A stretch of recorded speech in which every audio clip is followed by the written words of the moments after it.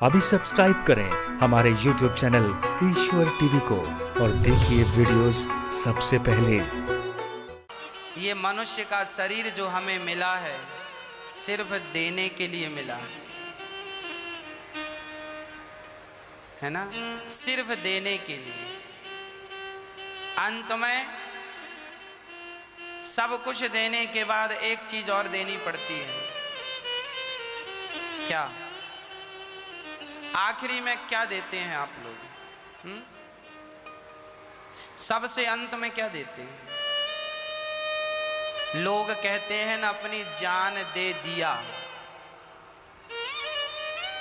कहते हैं ना, अपनी जान दे दी। मतलब हमें तो जान भी एक दिन देनी ही पड़ेगी। ये भी देने के लिए ही है। आज ना सही कल, कल ना सही परसों, एक दिन आपको भी अपनी जान देनी ही पड़ेगी।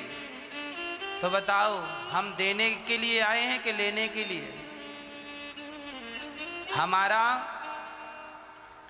हम देने के लिए आए हैं। अपने आप को केवल देने के लिए समर्पित करें। एक संत हुए हैं पीपा जी महाराज।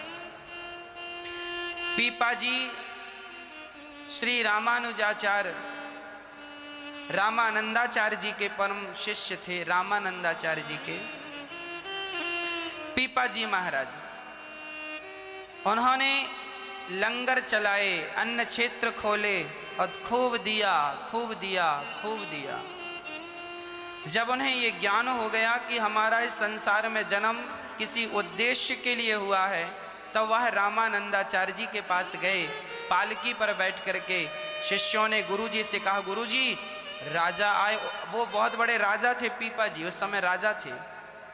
तो रामानंदाचार्य जी से कहा गया कि पीपा जी आए हैं। अच्छा, तो रामानंदाचार्य जी ने कहा, हमें क्या करना? आया है पीपा, कह दो जाओ कुआं में गिरे।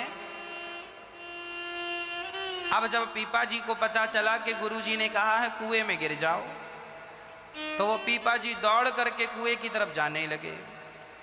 जब जाकर गिरने ही वाले थे तो शिष्यों ने हाथ पकड़ लिया और रामानंदाचार्य जी के सामने लाकर खड़ा कर दिया। गुरुदेव, आपने कहा कि कुएं में गिर जाओ तो ये गिरने भी लगा, पर मुझे एक बात समझ में नहीं आई।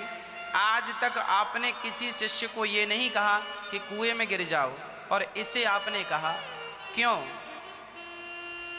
तब रामानंदाचार्य जी ने कहा, बेटा ये बहुत बड़ा राजा है और मैं देखना चाहता था कि कहीं इसकी ममता शरीर पर तो नहीं है। इसकी ममता तो अब राजकाज में रही नहीं, क्योंकि राजकाज में होती तो ये छोड़कर ही ना आता।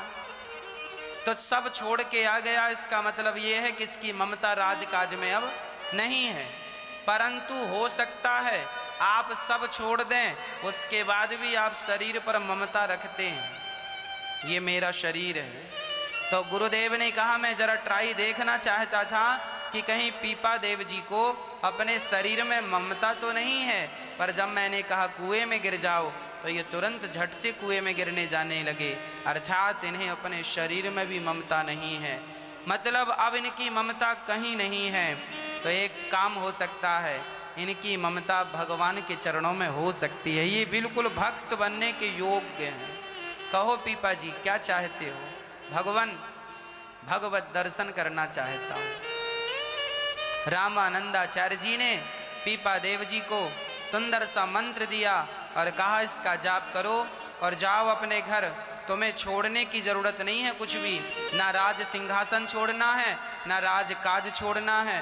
मंत्र का जाप करते हुए सब कुछ भगवान कर रहे हैं और मैं जो कर रहा हूँ भगवान के लिए कर रहा हूँ। इस भाव से अब जो भी तुम करोगे वही तुम्हारा सबसे बड़ा पुण्य होगा। जाओ समाज की सेवा करो।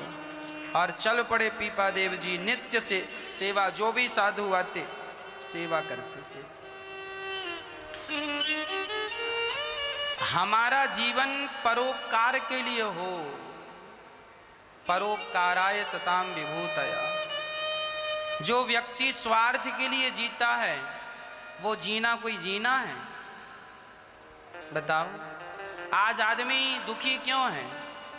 इसलिए दुखी है कि प्रत्येक व्यक्ति सिर्फ अपने स्वार्थ के लिए जिंदा है।